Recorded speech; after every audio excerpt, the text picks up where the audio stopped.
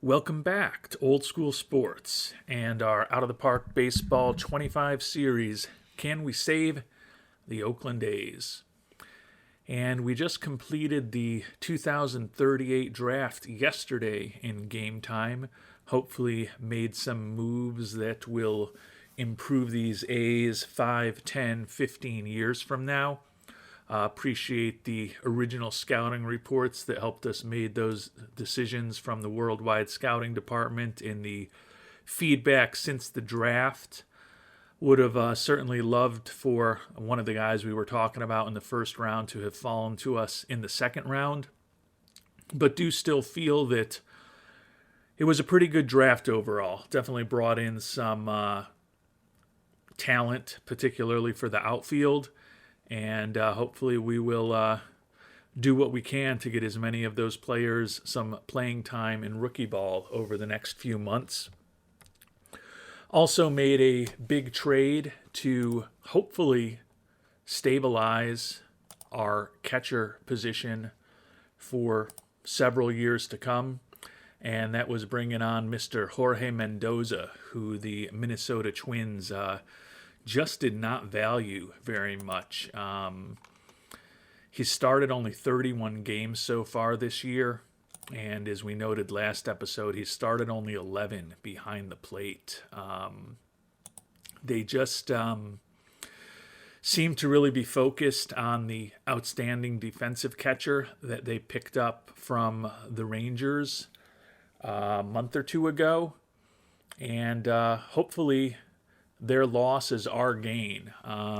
We gave up a decent package to bring him on board, but I don't think there's any question that if he plays the way that he has played over the first several seasons of his career, that we got the best player in the deal.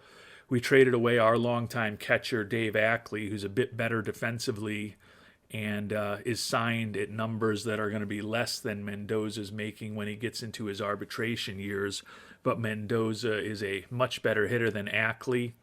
And we also included a couple of pitching prospects, Chris Peterson and DeAndre Cooley. Cooley, we think, could maybe be a useful major league pitcher down the line. Our thought is that Mr. Peterson is probably a pretty interesting pitcher right now at the major league level for the right team, although for whatever reason it does look like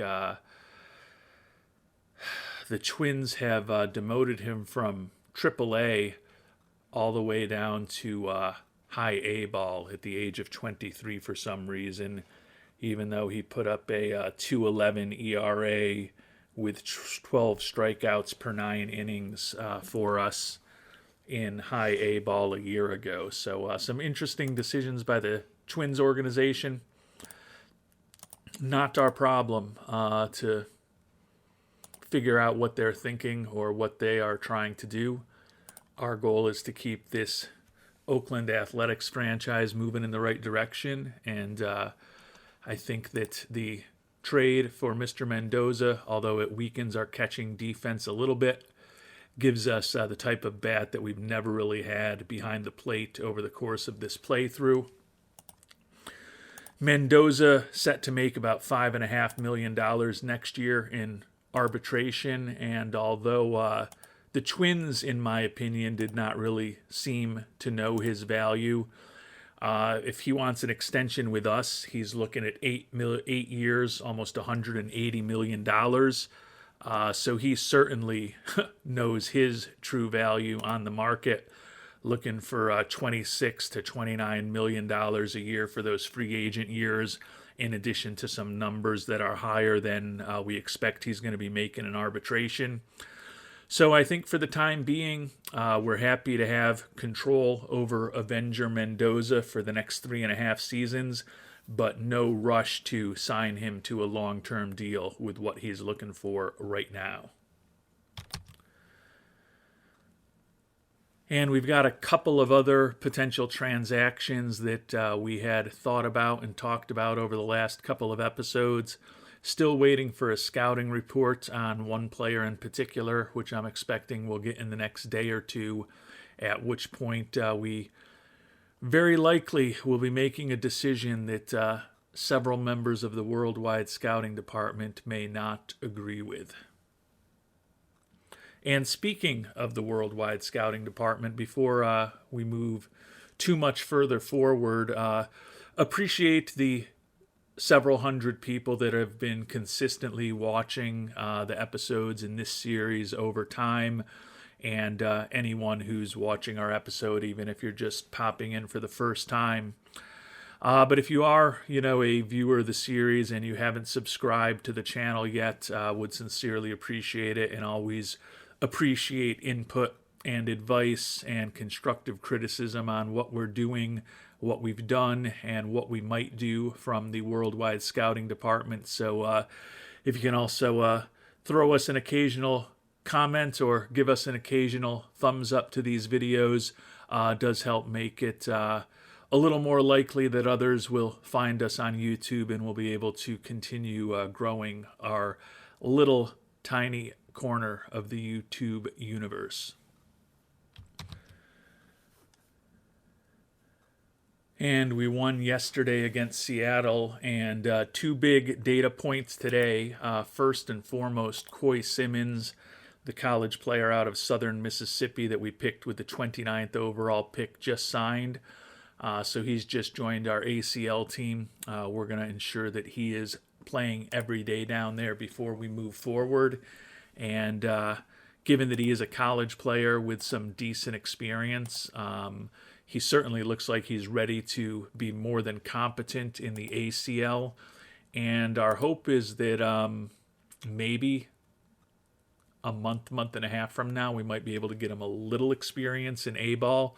We'll see how he does there. Doesn't look like he's completely ready, but at his age, given that he's going to be turning 22 this upcoming off season, certainly going to try to accelerate his development and his progression through our minor league system to the extent we can, while trying to be prudent and responsible in how we manage him. And we've also gotten the scouting report back on Jake Bowers, and he looks like a monster in the California League. Unfortunately, we're looking to bring him on board for Major League Baseball, where he still looks like a good player. Talked about him a lot in previous episodes, and I know that picking up Bowers is not incredibly popular move among the worldwide scouting department. One, he's 32 years old. Two, he's fragile. Three, he doesn't bring much to the table defensively. And four, he's making a lot of money, averaging over $20 million a year for the next 3.5 seasons. So there are a lot of reasons for us to not consider bringing Mr. Bowers on board.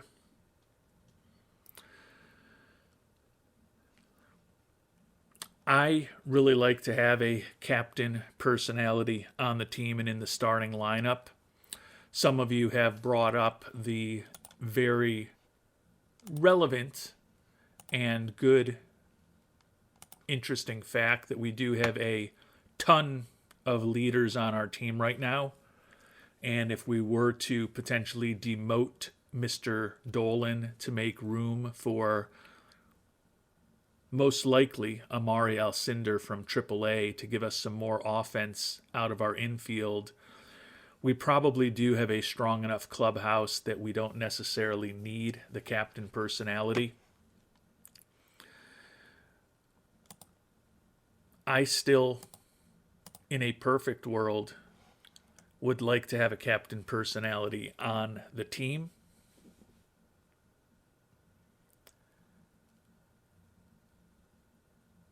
Might not be necessary, but it is certainly not going to hurt us. And the other thing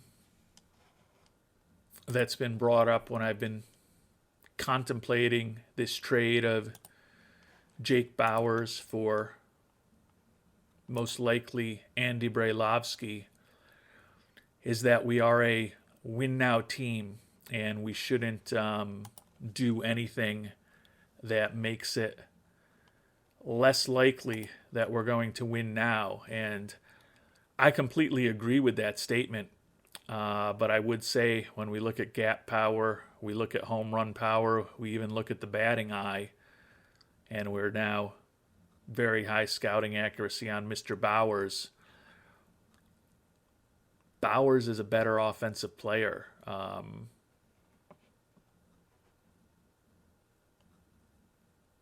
Than Brailovsky right now. So I feel like making this trade gives us a captain personality so we can potentially move Dolan down to the minors since he does have an option year left. Bring up Alcindor to help our infield offense. Get a small upgrade at first base with Bowers over Brailovsky. And then we've already made a nice upgrade as far as our offense in terms of our catcher position. So I argue that the three moves that we're potentially making all help us with this win now team to hopefully win more games right now. Brailovsky is headed to free agency this offseason. Right now he says he's looking for 6 years at $17 million. So if we offer him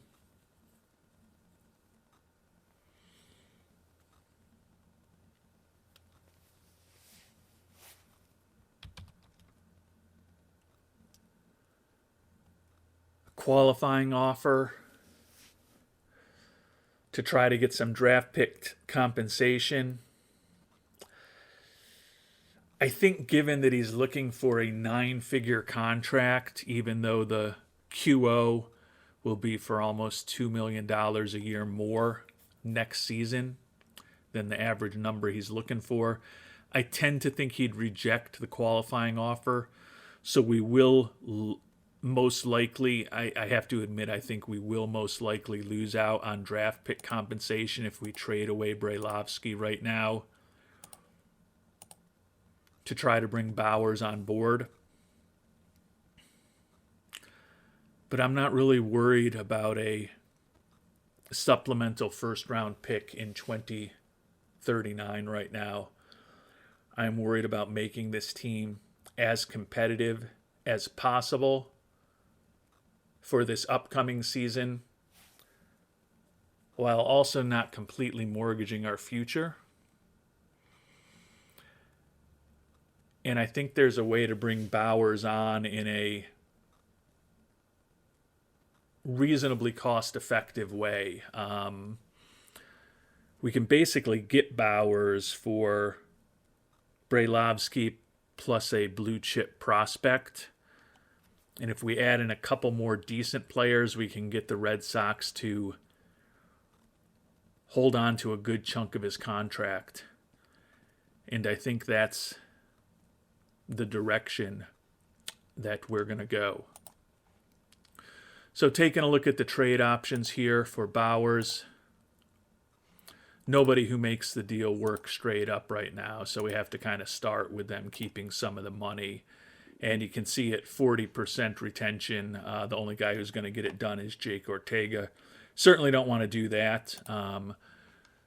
We add in Andy Brailovsky, though, and we can start cutting down the amount of money that they need to retain. Brailovsky and 20% retention.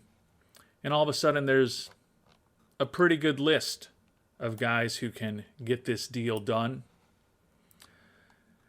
And the guy that we are going to add in is someone who, if you remember back when we drafted him several years ago, we brought him on board thinking we're going to use this guy in a trade someday when someone values him more than we do. And that's Andres Vigo, 22-year-old left fielder. We picked him with a supplemental pick back in 2034. We didn't like his personality. We still don't like his personality. He's a guy that has been pretty productive in A-ball over the last couple of seasons. We recently promoted him to high A-ball, and he's been a monster there with 6 home runs and 10 ribbies in just 33 at-bats. A pretty good prospect. He's durable, and we think he's going to be able to hit a lot of home runs. But other than the home runs, his profile is pretty average, doesn't have a ton of speed, not that great a defensive player, and we've never loved that personality with the low leadership and adaptability particularly, as well as the low loyalty. Vigo almost certainly will be a productive major league player long after Jake Bowers has retired, and likely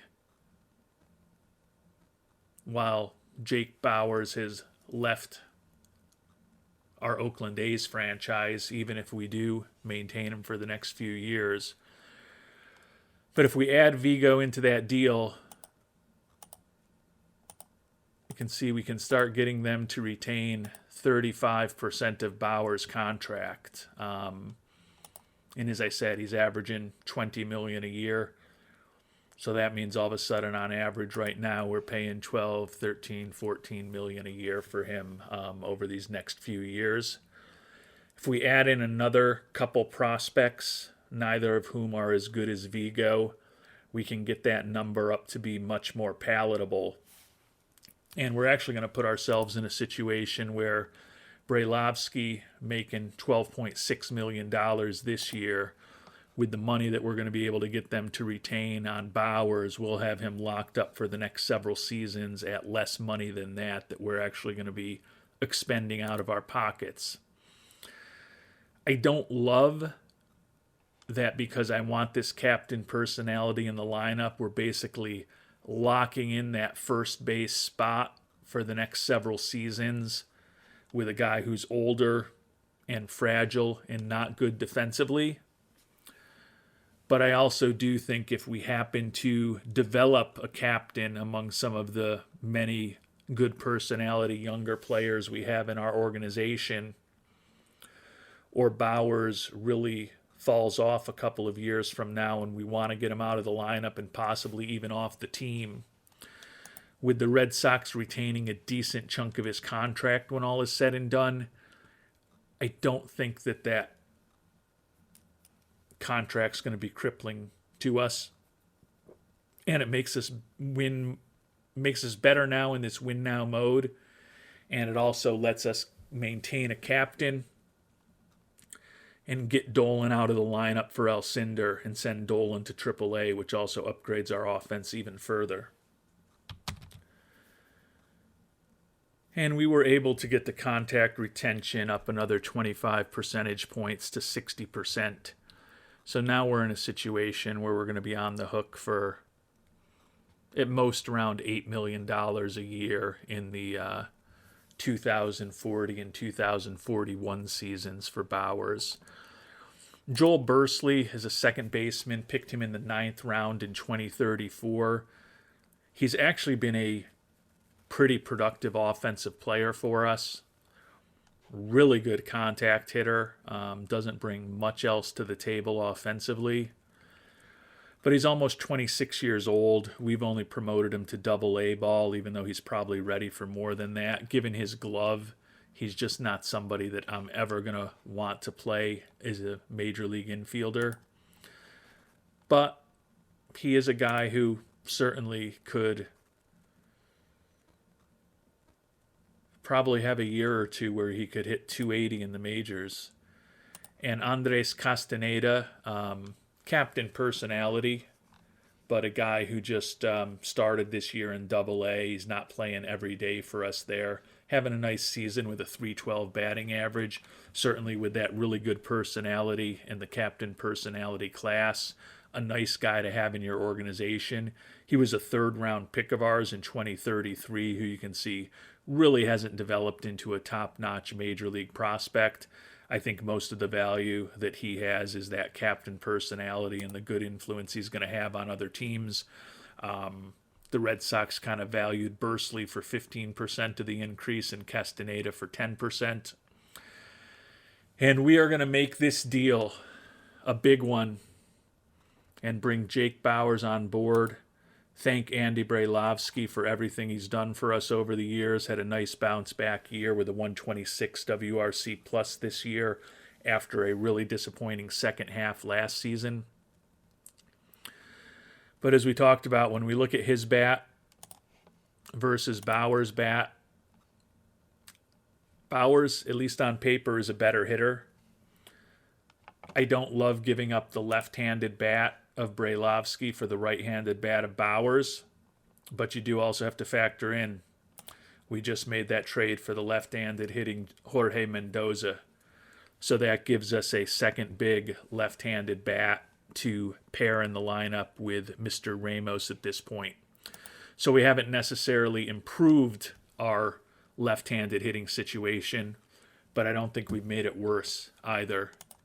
So we're going to go ahead, bring Mr. Bowers on board. The fans incredibly happy to have him around. Players appreciate the leadership. Got a nice bump in fan interest. I believe it was 3 more points. I think we were just in an 87. I'll have to go back and watch the video to see where we were when we were popping through this screen quickly. But I believe we were at 85, and then we got 2 points when we brought on Mendoza, and now 3 points for Bowers. So with a 90 fan interest now, we're basically as high as we've ever been with this squad. And I think we're positioned to really do some damage this year and hopefully beyond. So we've added Bowers to the 26-man roster, and now the final move that we're going to make is we're going to send our previous captain personality, who's put up a 59 WRC plus for us this year and is hitting below the Mendoza line, overall been a below replacement level player. Send Big Baby down to AAA since he does still have the option year available this year.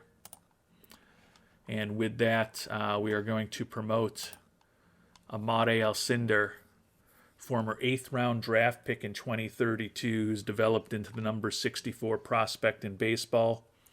Put up a 126 WRC plus for us. 16 doubles, 4 triples, and 10 homers in AAA. We're probably going to play him at second base rather than third base and pivot Alejandro Landin over to third.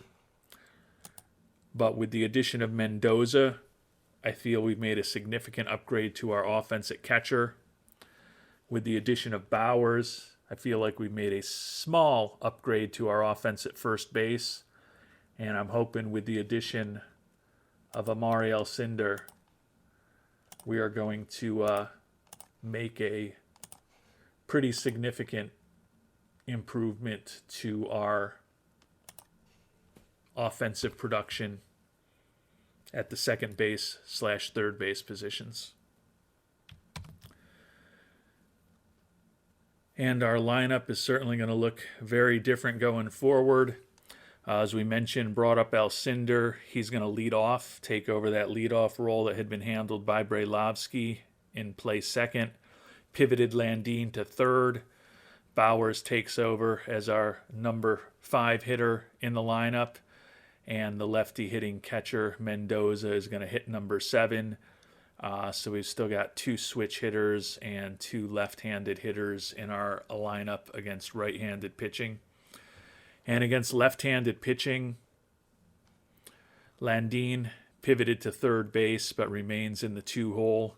Bowers, we're going to play at first base. That pushes the youngster Arturo Uresti to the bench against left-handed pitching. He's still going to play every day against right-handed pitching. Looking at his ratings, no real significant differences, no differences that we can actually see in terms of his ratings against left and right-handed pitching.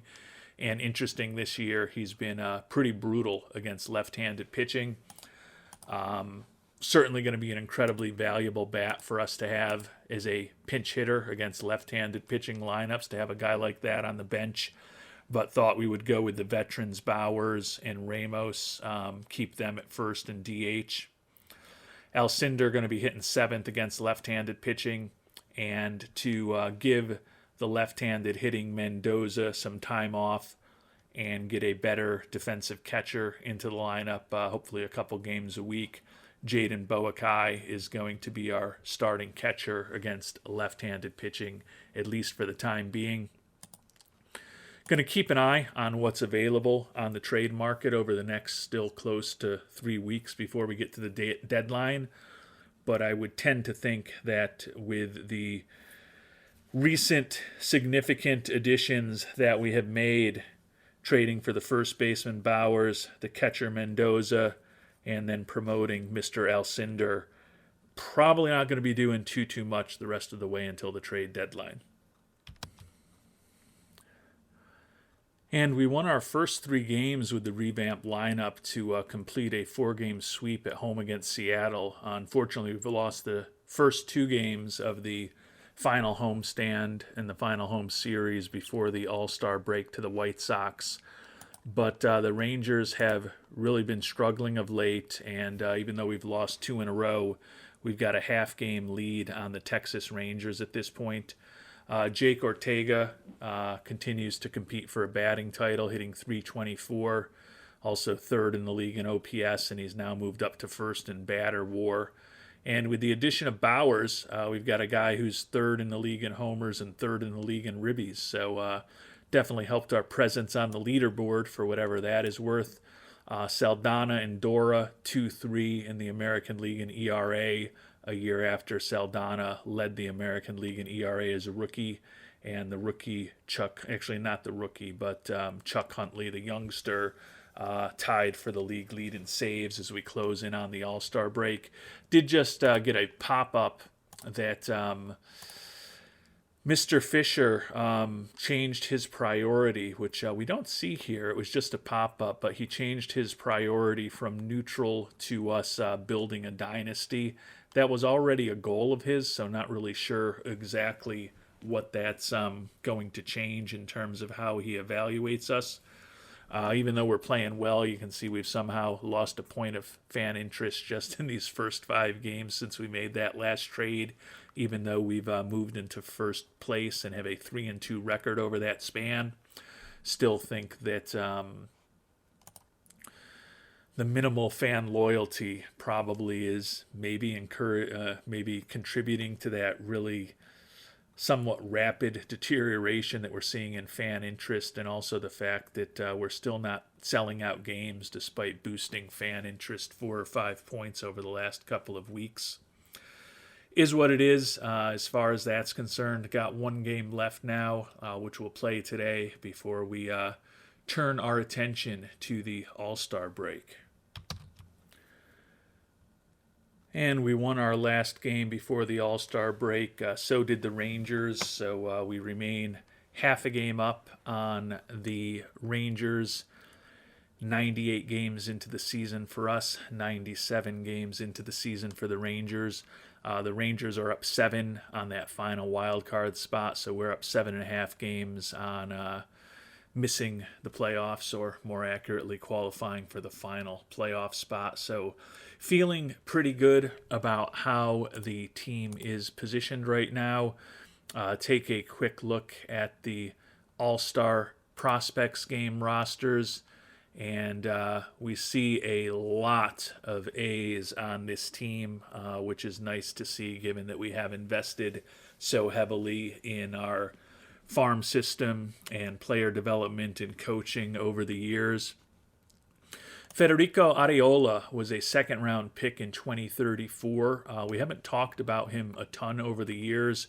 Started this year for us in high A ball. We promoted him to double A about a month and a half ago. 5-0 there with a 1.24 ERA. 21-year-old. Doesn't look like he's necessarily going to be an ace at the major league level, but good stamina, good at holding on runners, potential 5-pitch arsenal, it looks like, extreme ground ball tendencies. And we think potentially his stuff, his movement and control could all be a little bit above average. Certainly could see Mr. Arriola making it to AAA in the not too distant future. Ernesto Comunez, number 77 prospect in baseball. He was our big IAFA signing in 2035. 3-3 with a 3.57 ERA for us this year in high A ball. Only 20 years old, so we're trying to take it slow with him. Great personality, another ground ball pitcher, throws in the mid to high 90s. Outstanding stamina, good at holding on runners. Still working on that slider, but a potential 4-pitch arsenal. And similar to Arriola, doesn't necessarily look like he's going to be a number one guy. But if he completely develops his stuff, his movement and control could all be above average. Certainly would expect to see Comunez in AA before too long. Another player, John Christian, 6th round pick in 2034. Split this year between A ball and high A ball, where he's going to combine 7-0, 12 saves in high A ball for us. The combination of the cutter and the knuckle curve could both be outstanding. Think his stuff is going to be filthy. Movement and control, more average, but still looks like he could be an interesting right-handed reliever for us in the not too distant future. David Ibarra, an IAFA signing from just a year and a half ago. 0-1 with 4 saves and a 6.30 ERA in his introduction to professional ball in the DSL this year. But another guy who is absolutely filthy potential stuff, and looks like he's making the team more out of his potential than the way he's actually performed in his introduction to the professional baseball ranks. And a 5th pitcher that we have in the All-Star prospect game, another closer, Wilson Rangel, IAFA signing from 2035. Put up a 2 ERA for us in 36 innings pitched with 20 saves for the Class A Stockton Ports. Only 20 years old, but we will likely be promoting him to high A in relatively short order. In addition to the 5 pitchers we have on the American League roster in the All-Star prospects game, the top catching prospect in our organization, Jonah Richards, picked him up in a trade with the Dodgers about a year and a half ago. That was the trade where we dealt away Amari Raphael, who had been one of the top prospects in our organization and one of our great hopes for some time.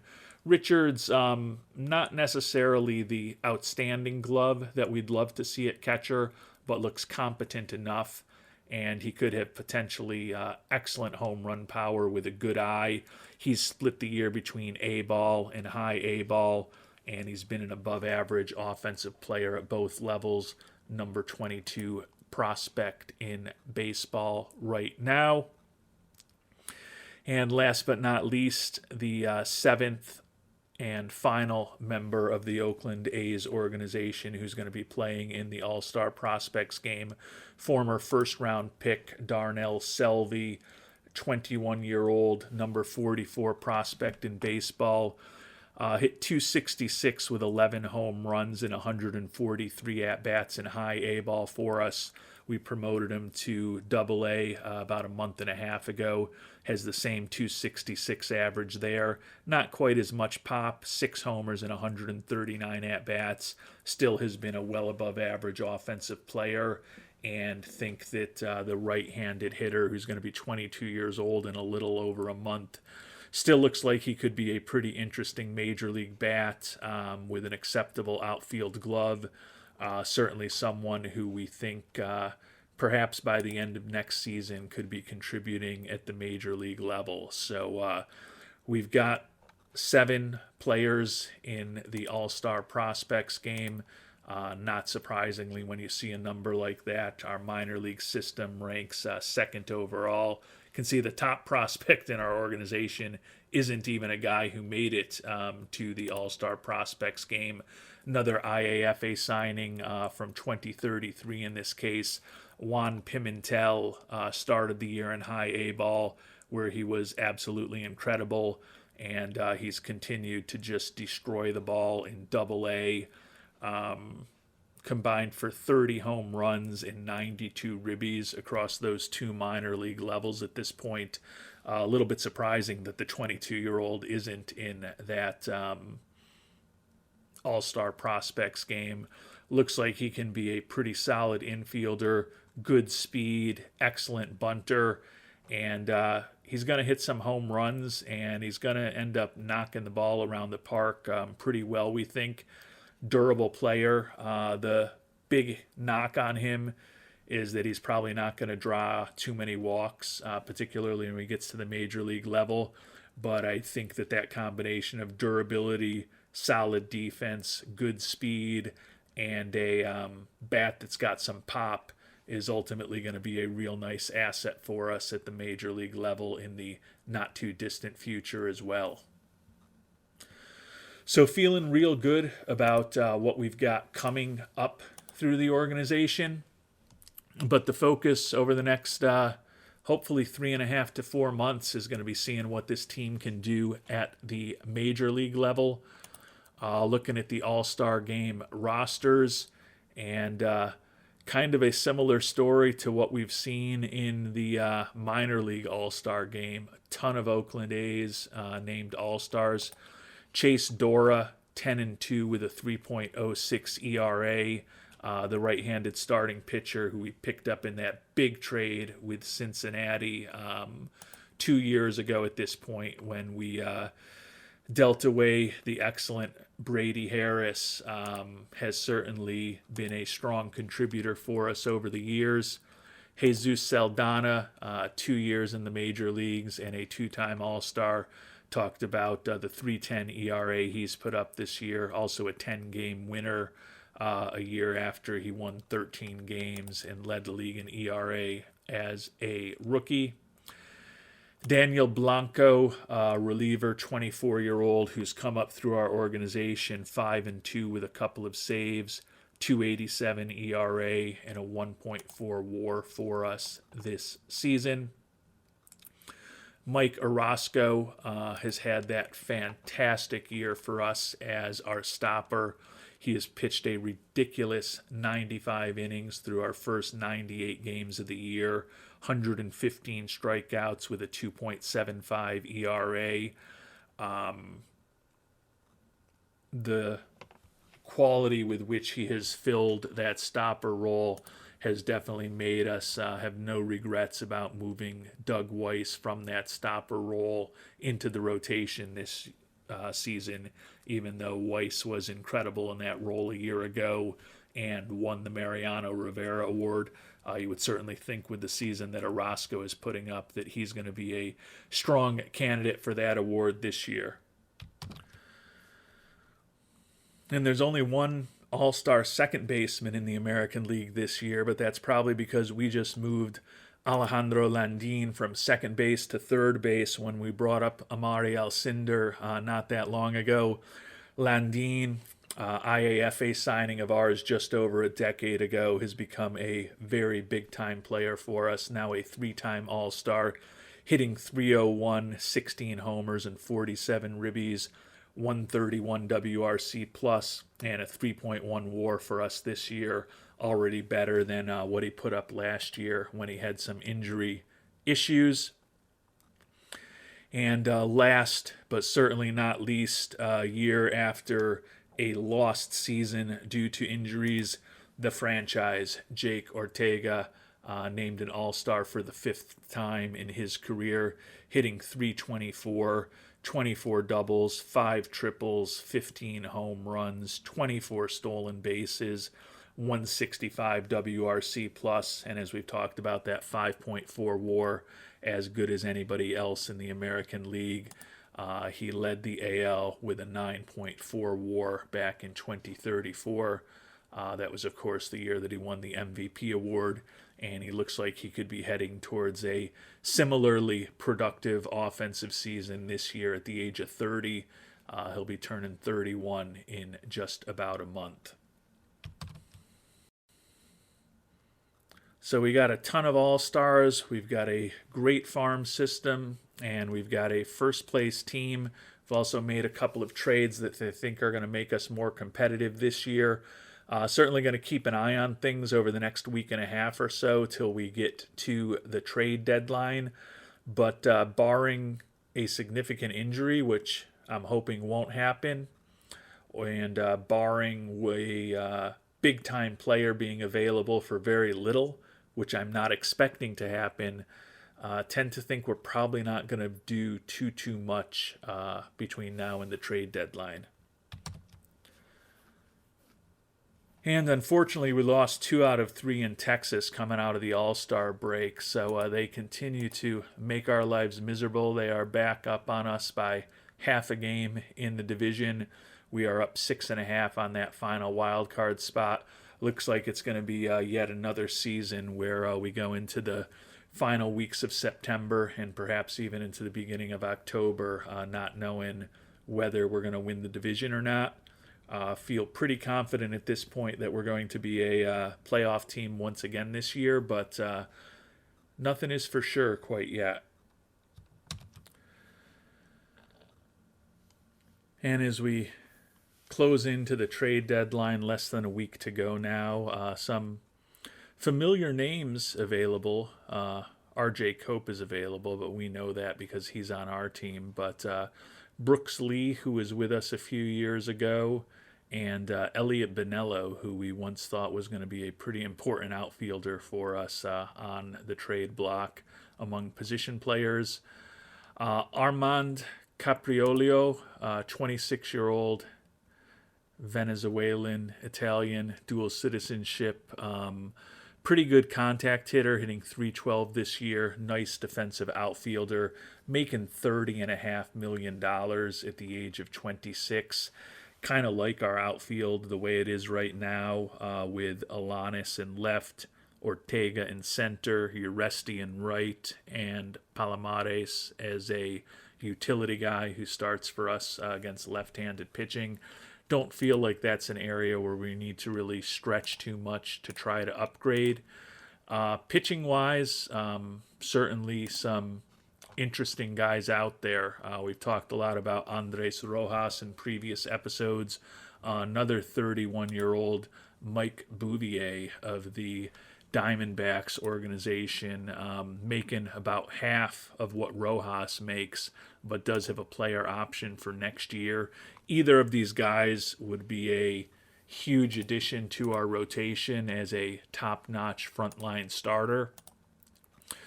But as we sit here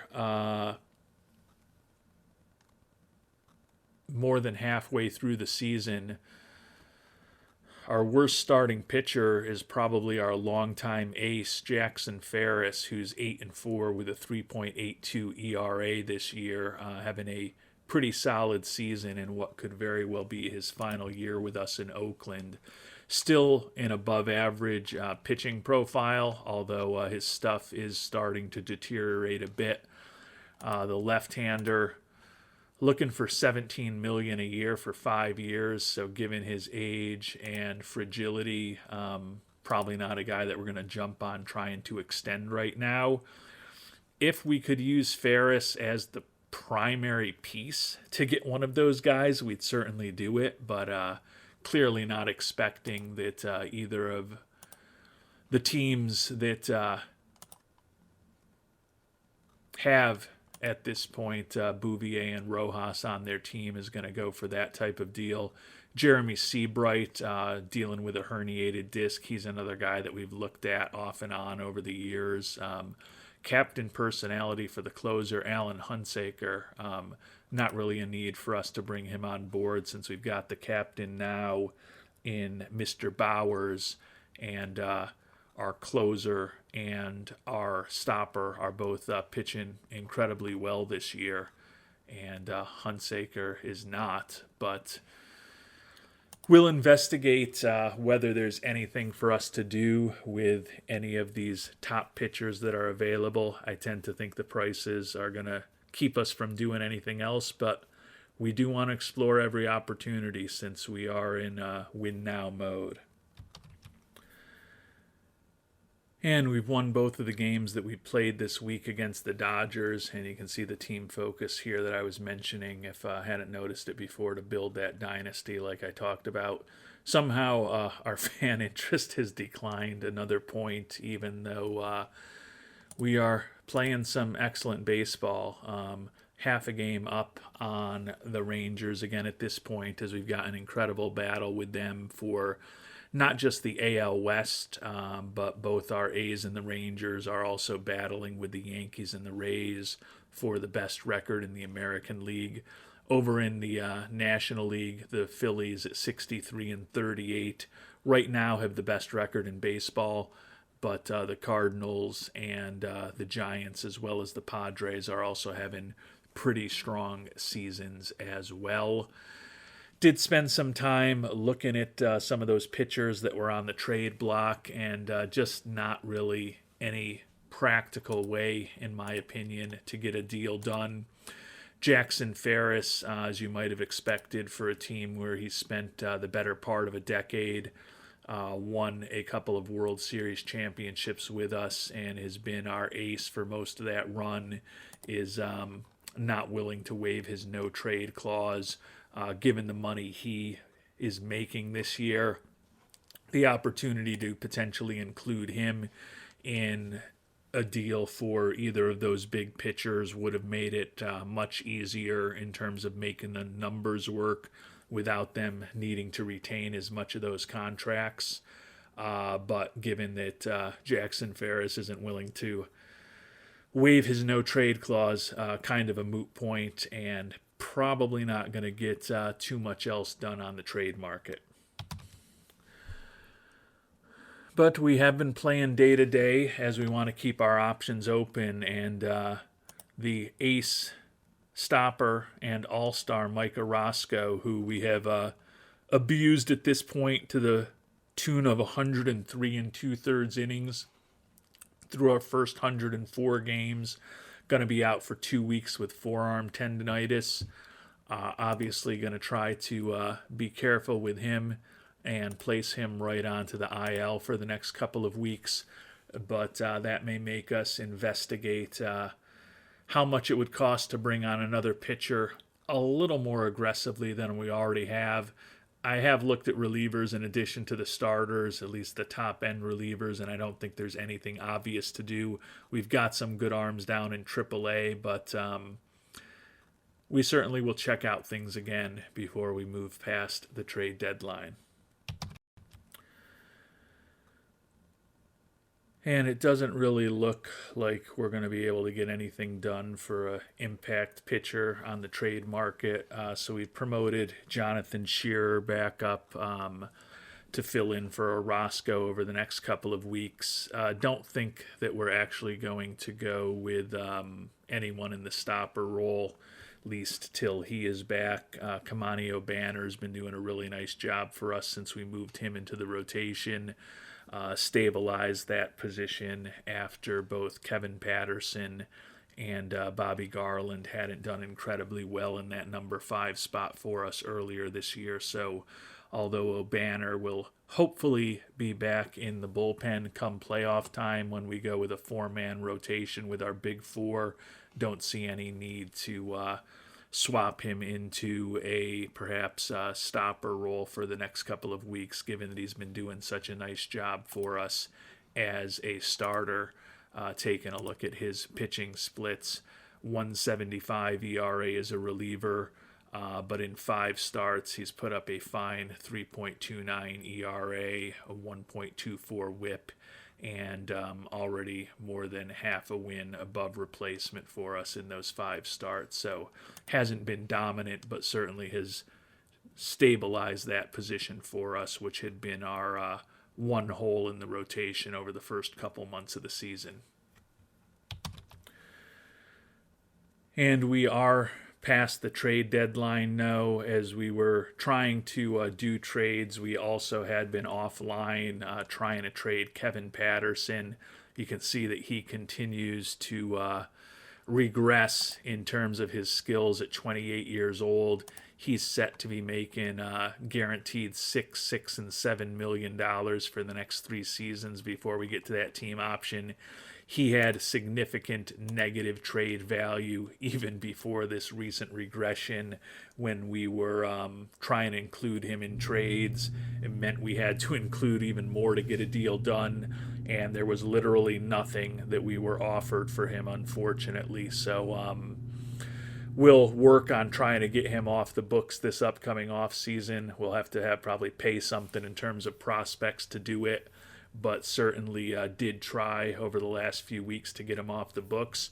Fortunately, some positive news. The closer, Chuck Huntley, continues to improve, and the youngster, Amari Alcindor, who's off to a scintillating start for us, hitting .327, 3 homers and 9 ribbies in his first 52 at-bats, also improving his skill set as well. So although we did lose our final game before the trade deadline to head into August, just half a game up on the Rangers, still feeling pretty good about how this team is positioned. Ortega still battling for a batting title. Bowers still near the league lead in homers and ribbies. Ortega still leading the league in batter war as he chases a potential second MVP award. And Jesus Saldana, a year after leading the league in ERA as a rookie, is number 2 this year. So things are going pretty well for our Oakland A's, and we'll find out whether we made enough moves to finally guide this team to an AL West title this year in our next episode. Until then, thanks so much for watching, and hope you have a great day.